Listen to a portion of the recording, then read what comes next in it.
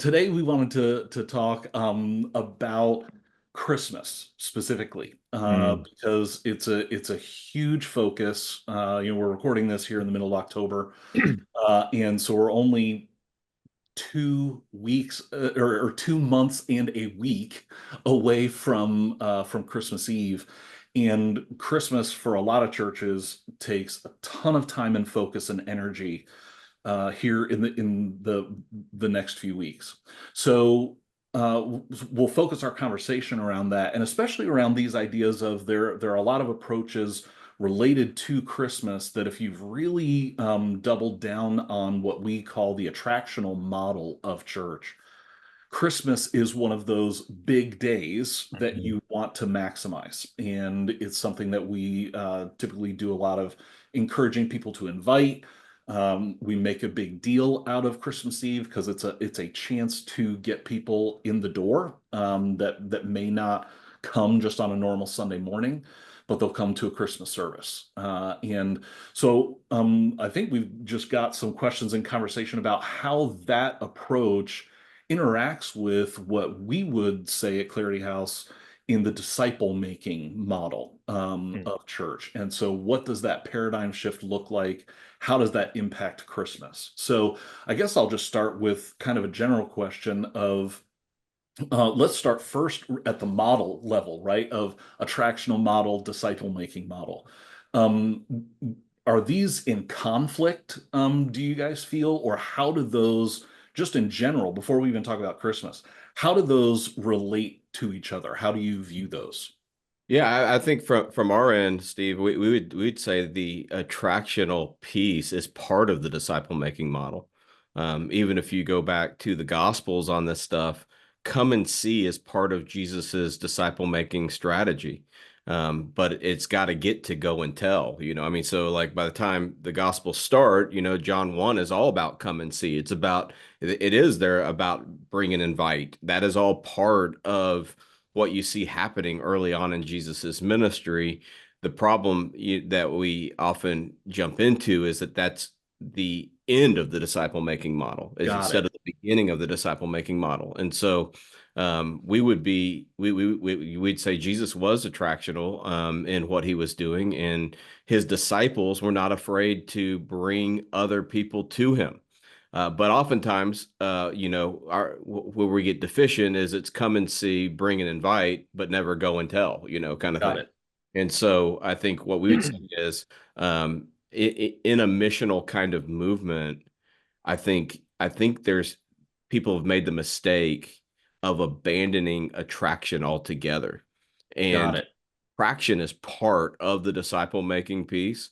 And it can be significant for your people to see harvest of the go and tell work that they have been doing Yeah. all year. And so for us, we wouldn't want to put those two things at odds with one another, but we would want to help churches begin to think about what role does this play in the bigger model of both the assimilation funnel and the multiplication funnel. Got it. Yeah. So how, sorry, Shane, did you want to add anything to Oh, that? I was gonna say you always want to keep in mind, right? There's lots of tools in the toolbox. Got Don't just use the hammer. it. Got it. Right. Got it. So we don't Fantastic. want Yeah, to yeah. throw it, we don't want to throw out an important tool that gathering always is. It is an Yeah. important tool. So we're not throwing it out. And yet we don't want to act like it's the only tool we have. And I think that's the tension that we're always trying to, bring into play is it is one piece, it is Got one it. tool, it's helpful, but it Got can't it. be the whole process, can't be the whole disciple making culture. I would even go a little bit further on it. Might surprise you, but I would say you want to wow people at Christmas.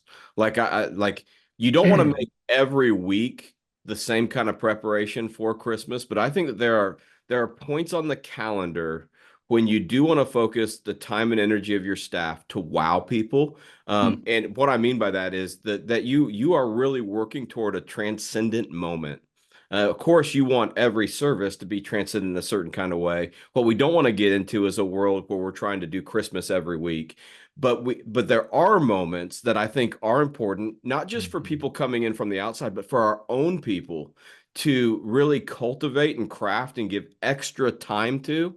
in a way that leaves them with that moment of wow. If you've been around us for any amount of time, you know, we're going to want most of your culture to be in aha rather than wow. But there Mhm. is a place for wow. Like there is a place for wow. And when it's done really well, oftentimes these are moments that people in their own journey with God talk about, you know, hinge moments, that it can be a hinge moment for people. And I wouldn't want to downplay that in any kind of way. Like I'd say that there are significant things that you want to wow people with, and you want to put all your creative energy. Christmas being one of those, Easter being one of those as well. You know, you want to pull out all the stops. I'm not saying spend 60% of your budget on it or Right. 60% of your year-long time, but I am saying, hey, you know, let's not just make Christmas blah. Yeah, Like that. Let's not do that. got it. That's really good. One thing that was interesting, I want to go back to that you said before, or when you were describing, the come and see and the go and tell, that there's a piece of the come and see, like the come and see is the invite, and then the go and tell. So, um, help me with this, because Yeah. isn't the act of inviting a go and tell? Like how, so what's in, so how, what do I think I'm asking, what's the difference between the invite that says come and see and the action of go and tell? Yeah, it is. It is. It's on the pathway. Got So it. it is. The question that I think the multiplication model would ask is come and see limited to the large gathering Got it. versus come and see in my life, come and see in my home. That's different. Yes. And then, you know, even a further progression of me being present in your life, me being present in your home. So like it's part of the journey. But what ends up happening is for the normal person, we contract out gospel sharing to the bigger gathering Got it. versus saying, no, the bigger gathering has a role to play in that, but I need to take personal ownership of gospel sharing. And I don't just mean have you crossed the line of faith. I mean, continuing to gospel people's heart. And have I taken ownership of that in the lives of the people that are in my sphere of influence? The way I think about it too, Steve, I think is like a language we use a lot of times is um, the organizational side of this and the organism, right? So we and if you think about even like visually in your mind, the organism needs to sit there. We're releasing through the whole process of discipleship and disciple making. Where you're releasing people into their everyday life. There is this giving access, this come and see into my life. That's what we see in John 1. Like it started with just relationships. It wasn't come to this big gathering necessarily. But then organizationally sitting under that to support all those things. Again, we always say programs sit underneath to support disciple making relationships. They don't become the center or the primary. There is some come and see organizationally, and there's some establishing people and training people, and there's some sending, there's some corporate telling in essence of the good news and being of the good news together collectively that we get to do. So keeping those in both intention and in balance, I think is important as we think about this. What's easy to do, this is just from won't put this on any other church, but right, is when you're on staff, we focus our energies around and our time, our thinking, everything around the organizational aspects of it only. And then we get locked in there and we actually forget the Mhm. organism. We just assume, well, we told you to go, or we told you to invite, people into your life and give them access. We told you to do that. So Mhm. I think that helps the balance. It's a both and it's organizational aspect and always releasing the organism of the church to it. Yeah, it's interesting. As you guys were talking, like I was thinking about the image of like where's the gravitational pull? Like there's such a strong gravitational pull around um the big event of something like Christmas. Yeah. And I think what we're saying is, yeah, let's leverage that. That's a real thing. We're not saying try to work against that gravitational pull, but we're saying don't make the only gravitational pull that people are feeling toward the gospel be a pull toward an event inside the walls of the church. The Mhm. gravitational pull of people's hearts needs to be that ultimately they're being drawn to the hearts of the people around them, and having those that's the go and tell piece of like Yeah. I love what you were saying, Dave, of like come and see in my home, or I'm also in your home and in your life, and that kind of thing. Because it is a huge opportunity for the personal strategy as well. And, every neighborhood that Kim and I have moved in, for the past, decade or so, Yeah. and this is my wife, not me. All right. So my wife is oftentimes way more creative than I am. When we move into a neighborhood, we want to get to know our neighbors. We have a three-pronged strategy that capitalizes on holidays to make that happen. So the first thing we do is on Halloween, we do chili in our driveway because yes, we have the candy. We don't forget the kids with the candy, but if you're out there with your kids, you're getting cold maybe. You are thinking, man, how many more houses? We want to distinguish our house from other houses. And so we've served chili really the last 10 years in this house. And it has become known as the chili house for Mhm. Halloween, so to Right. speak. And we go through, 10 crock pots of chili. Like it's unbelievable. And the amount of adults that you just come through and they hang out in your driveway. Their kids get some chili, they hang out, you're able to build some relationships. Now we actually have a neighborhood that people come into to trick or treat. So we have lots of people for that. So that's, pretty thing. But we then capitalize in Christmas to our next door neighbors by going to the next door neighbors around us, and we knock on their door at Christmas and we give wrapping paper and tape because you always run out of wrapping paper and tape, right? I mean, it's just something simple, but it's an excuse Mhm. to knock on the door and it not be intrusive. Christmas creates an opportunity for that relationship to happen. It's a cheap gift, but one that people need. Mhm. And then finally, the last leg is on Valentine's Day. It's a rose saying Happy Valentine's Day with an invitation to a party at our house. A month later, kind of thing. So it's one of those. We capitalize on the holidays in our neighborhood, especially when we first move in there, with an intentional strategy because holidays give you an opportunity to engage conversation that isn't always there. Yeah. It's not weird to show up at someone's door, right? When you're loving on your neighbor and just saying, "Hey, I was thinking of you in this way." And I think that's so important in this conversation, Steve, is that the events are there in the church, water, right? And we know Mhm. Christmas is the biggest one culturally that people are still willing to lean into. Easter has diminished, on Mhm. that and things. So Christmas is really significant. Um, but it has to be part of a larger strategy. And part of the larger strategy actually is, again, it is how are we cultivating um, missional good news relationships in essence all throughout the year? How are we helping our people do that? Dave, I love the Christmas wrap one. Heather makes these kind of herbs, whatever, nuts and things. But one of the things we run into today, right, in our world today is, man, food allergies and everything else. So like no one's allergic to wrapping paper. I love that. Yeah.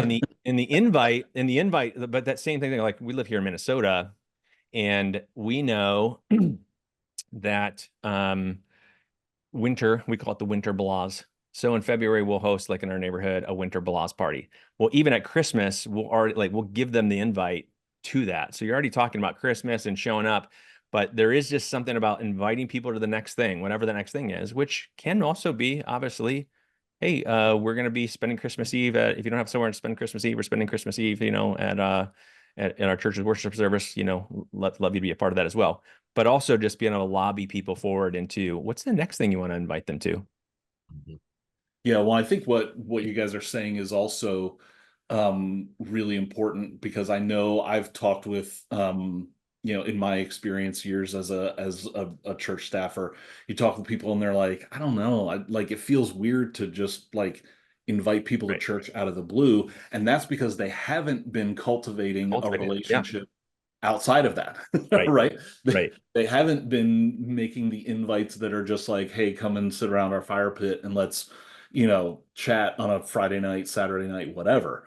Or even the intentional ones around holidays that you guys are talking about, that if it's in the normal course of we're building a relationship with you because you have value in my life because you're a human being and we live close to each other here in this neighborhood, then the come and see when you're going to church is more of a, hey, this is something that we do. Just wanted to mention to you, is that something you'd be interested in, rather than like it's literally an invite out of the blue that you don't normally talk to your neighbor Yeah. anyway. It's Right? that's such I mean, it's such an important thing because do we have a way that we're helping people cultivate those relationships? We talk a lot about identifying persons of peace and things all Mhm. throughout the year. So these things, these big things in the water for us as a church, collectively become much easier, to invite people to along the way, but constantly being and again, I think just opening, like, Christmas is a great opportunity to just start opening people's imaginations. Like, Yeah. days with the Christmas paper things. One of the shifts that I think I mentioned in our last, conversation and things, we talk about Christmas. This four camps church, huge attractional, again, swell from 5,000 to 25,000 sort of thing. Like, it's amazing. But part of our shift, making the shifts, was 10 missional ideas that, and one or two of them was the corporate things that we're doing, but actually just opening up people's mind to say, well, what does this look like what could this look like in my workplace? Inviting people love to serve. There's tons of opportunities through the holidays, Thanksgiving and Christmas, that every nonprofit is doing in your community. So Right. easy to invite someone, a neighbor, a coworker, or whatever else. Hey, our family's gonna go to this. You want to come with us? Like, so just opening up people's minds with, like, what are other ways to think about this? Yeah. And our services can be part of that. I think that's really important because I think we don't realize it as pastors and leaders, but what it can translate to for people in the pew is it feels like we're running a big show on Christmas. What we need you to be is solicit your neighborhood. And there are neighborhoods that actually say you can't solicit, right? And so Right. now all of a sudden you bring people into a situation which is, is this technically solicitation or not? But they doesn't matter. They feel like a solicitor Yeah. versus someone who's relationally growing their sphere of influence.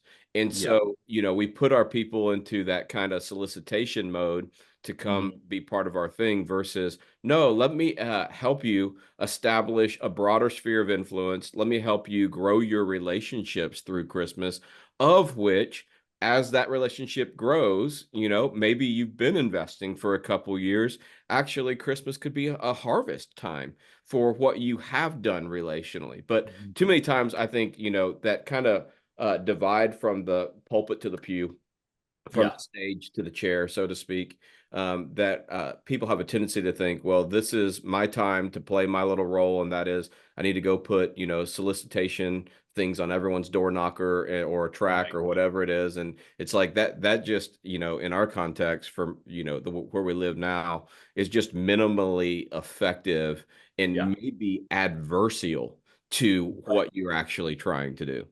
Yeah. Yep. Well, that's good.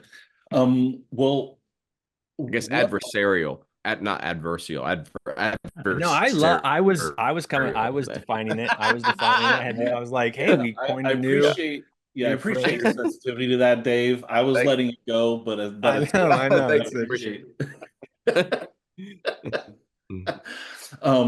So I guess the last thing I wanted to ask is, and you guys have given some examples of this, but what are like two or three practical steps that pastors and church teams could make here in the next 2 months as they're leading up to Christmas, in how they're thinking and preparing not only for the event, but how they're shepherding their people and in using this as a disciple making opportunity with the people in their church.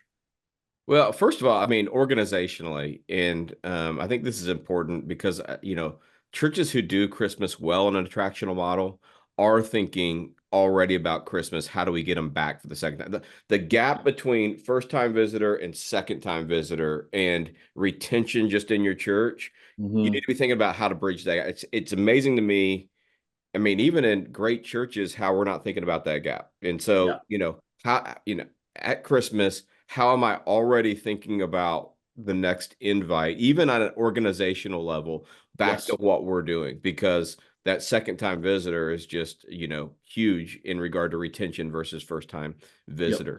And then as part of that, is there a gift that we could give that isn't like a church mug? Like, what I'm saying? Yeah. Like a real gift for our community. Has our community been through some things this last year Mm. that we could maybe purchase something significant? I mean, one church that we know in town, they always give a book away, and they Mm. invite the author of that book back at the beginning of the year so Got that it. people could. But it's an intentional kind of mind, and they're doing that really well. So I just want to start organizationally to say, oftentimes we think of Christmas as the finish line that we're just trying to get through because, as a staff, we want to spend time with our families too and all that kind of stuff. Right. We don't click into the retention aspect of things and just say, what is it that we could do that would be meaningful Mm. for somebody, and show them that we care in a real way and be a bridge back to our organizational stuff that we do. Got it. Yeah, there's part of that. I mean, you're describing, I think, to like it's easy to give a lot of time, energy as a staff to the stage experience and not to the guest experience. And this is an opportunity, even as a team, to like, if we haven't spent a lot of time thinking about our just week to week guest experience, like what a easy time as a staff to kind of raise the bar, then that we can actually carry on as well. But like Mm. people will remember how, not just what happened on the stage, they're going to remember what happened when they walk in, the people they engage, like all those things, if there's a gift or something like that, like all those things, but like just the way people Mm. interacted with them is what they're going to carry with them. On a, we've named a couple ideas on just the kind of organism side and just how empowering your people. And I think just again reminding people this is an opportunity thing. So small things like Tim Keller said this years ago, right? That like sometimes at work, the first step is, have you even outed yourself as a Christian? Well, Christmas is such an easy time. Leaving a card on Right. someone's desk, whatever else and things. And in a way, like just simply, I mean, I don't have to invite them into anything. I'm just for the Yeah. first time maybe outing myself as a Christian, and things. Simple, easy step, and just like helping people know like where are you at in your own journey with people in Mm. your life, and things on that. Yeah. Helping people think back. Hey, you've got friends, coworkers, neighbors who lost people this year. So Mm. being able to like um, identify that Christmas is going to be hard. We know that. To be Right. empathetic to what an opportunity to be able to say, I'm praying for you, and even to write a short little prayer, or even just to pray with a prayer, like such a small thing. And again, no one's going to resist that. And again, Christmas gives you an Yes. opportunity to kind of help just reflect back. Like Mm. you're just help taking a step with folks. So part of that is the disciple making journey, like for the believer. Hey, what's your next step and with who? That, Mm. and again, that doesn't have to be the same for everyone. Maybe you're Right. not hosting a party, and like Right. that's going to be, like, whew, that seems intimidating. Maybe it's starting with, maybe I just need to out myself as a Christian with a couple people, and things. Yeah. That's my first next, step on that. Right. Well, that's really interesting. Instead of saying, "Hey, we're giving you, 5 invite cards to Christmas Eve, and we're asking you to find 5 people and give those invite cards to," we're saying we're going to have invite cards available if that's where you're at in your process of developing relationship with people, and you need a card that you want to give to them that has the Christmas Eve service info. Great, we've got those available. But more than anything, it's saying we're asking you here at Christmas time to take an intentional next step in how you're reaching out to the people in your life, to cultivate a gospel-centered relationship.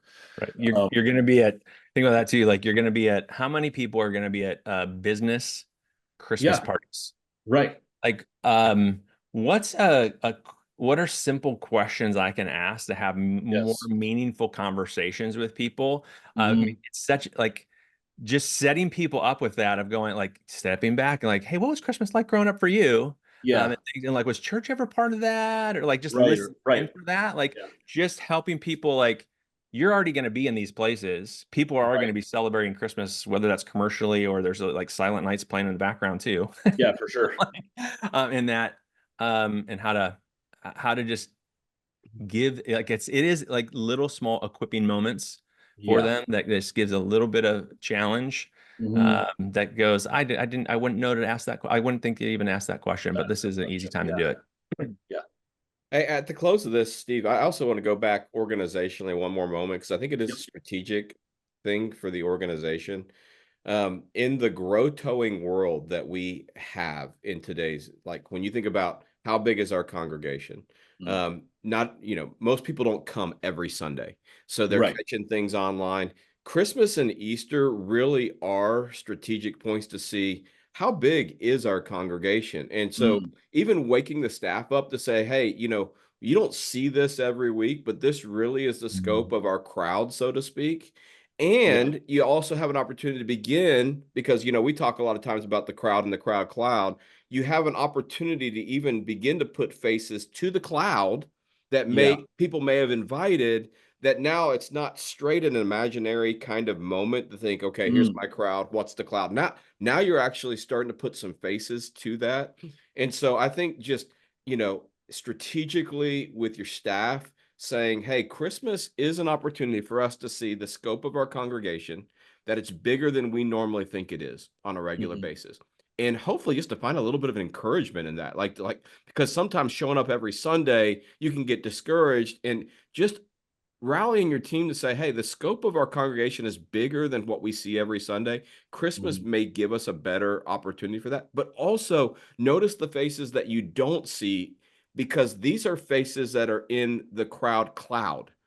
Yeah. And when we think about the cloud, let's start to put some of those faces and some of those conversations in our mind strategically as well.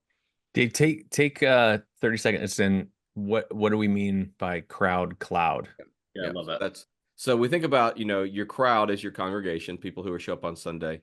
The cloud is the sphere of influence that every person in your crowd has where they live, work, and play. And so we say, a church of 100, because the average cloud of a person's life is between 30 and 300, about 120 average. If you have a church of 100, the crowd cloud is the potential impact of 10,000, every person having 100 people. And so, a lot of times when we're working with churches, it's, hey, don't just see the crowd, imagine the cloud in your Mm. eye, so in your mind, so that you can say, am I just trying to get one more person in the crowd, or am I equipping the crowd to reach their cloud? Well, at Christmas, you have a better picture of your crowd, and you begin to stir your imagination for what the cloud actually looks like. Who are these people that our people are around where they live, work, and play?